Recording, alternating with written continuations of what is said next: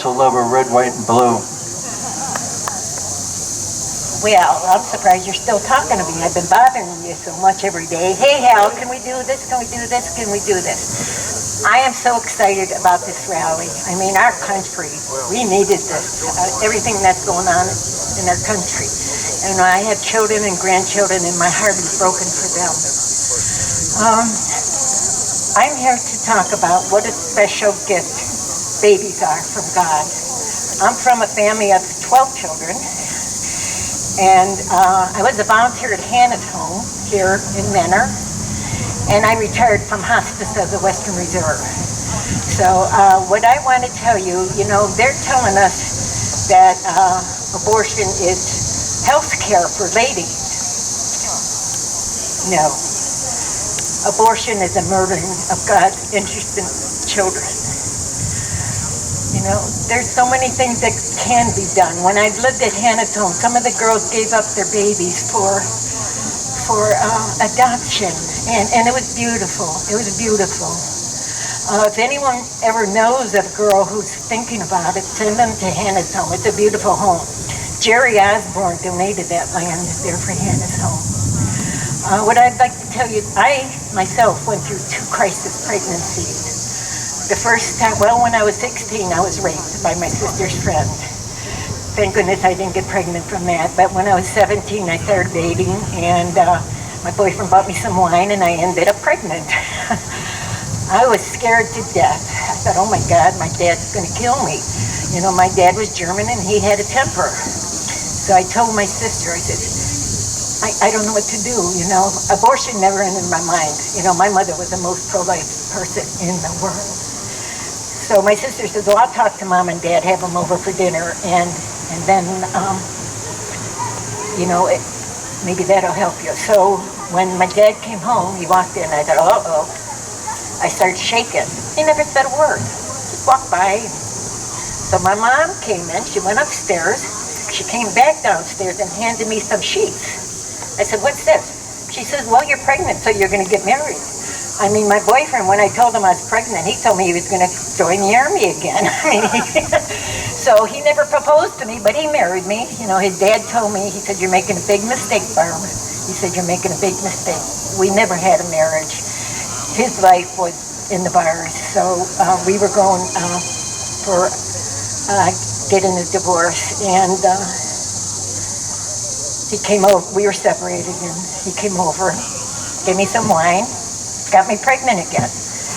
He got me pregnant, he told me, so I would go back to him. He did not want the divorce. So here I am pregnant. I have a 2-year-old daughter, and I'm scared. I mean, I was scared. I thought, what am I going to do? What am I going to do? And one of my friends, who I thought was my friend, said, oh, Barb, I can help you. She says, I can help you. And she said, I want you to meet one of my friends in Pennsylvania. So she drove me out to Pennsylvania, and this woman came out and started talking to me, and she handed me some aquarium to me. I said, what's this? She said, well, I've had 3 abortions. I use this on myself, and you can do it on yourself. I mean, I was furious. I mean, I don't care what this lady does, but I'm not going to do that to one of my babies. So anyway, I know what it is to be scared. And I know that's why some girls have abortions. Some do it just because they want to do birth control. I saw on TV, they had a pro-abortion rally, and this woman had a shirt on, and it said, I had 10 abortions. And she had the biggest smile on her face. I thought, oh my God, touch this woman's heart. How could anyone in the world brag about having 10 abortions? So anyways, I want to show you a picture of someone. There was also a man in my life where I worked. He was a millionaire, owned his own business, and he was hoping to date me after my divorce went through. And he really tried to talk me into leaving the country where abortion is legal. And I said, no. But this is my son, Ted. He's the one I would have killed if I had listened to my friend. This is Ted. And my son Ted has 2 beautiful children. They're both in the newspapers all the time. They're both so good with sports. So, you know, I thank God every day. I thank God every day. Oh, Lord, thank you. I didn't have that abortion because this is what I would have killed.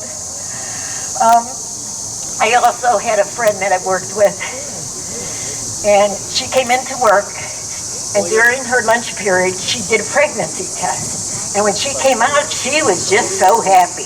Her and her husband were married, and they didn't have any children. So I congratulated her, and I told her, I said, oh, we'll have to have a baby shower for you and get ready for your baby. So the next day, she came back into work and started crying. I said, what's wrong?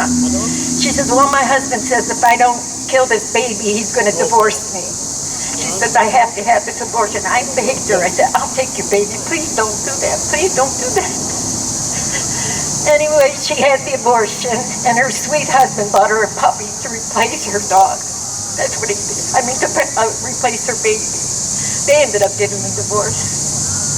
And then I had another friend, and she told me, she said, Barb, I've never told this to anyone yet. She says, but I've had 2 abortions. She said, my husband doesn't know. She had 2 children, and she says, you know, she regretted every day of her life. She told me she was going to have a ring made with their birthstones. It would have been the month that they were born in. And it just broke. She had to live with that every single day. So, you know, anyone who's had an abortion, God will forgive you. God will forgive you of anything. You have to go to him. You have to tell him you're sorry. He will forgive you. Like I said, if anybody, I'll help you. You know, I go to Lakeshore Assembly of God. Wonderful church. If anyone's looking for a church, Pastor Jim and his beautiful wife, Lisa, are awesome. So anyways, you know, I wanted to tell you too, you know, if you haven't asked Jesus into your heart, that's the most important thing you can ever do. Amen. Pardon? Amen. Amen. Oh, okay, thank you. When I worked for hospice, they had me fill in for someone. I had never been there before, and it was a nice gentleman, and we were upstairs, and he was shaving himself, and he says, hey, Barb, he says, how are your parents? I said, oh, my parents are both up in heaven.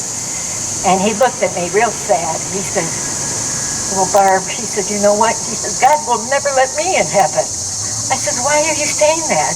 He said, because I've done such terrible things in my life. He said, God could never forgive me. I looked at him, I said, I got good news for you. And he prayed with me. He prayed the salvation prayer and asked Jesus into his heart and his life. He started crying. He said, Barb, could I have a picture of you? You're an angel. I said, you asked my 2 ex-husbands, I'm no angel. And anyways, this man died a few weeks later. So if anyone here hasn't asked Jesus into their heart, do it today, because tomorrow's not guaranteed. My mom and dad both died instantly in their sleep, and they both loved the Lord. So, well, God bless all of you. It's an honor to be here today. And if there's anyone out here that needs my help, I'm here. God bless you.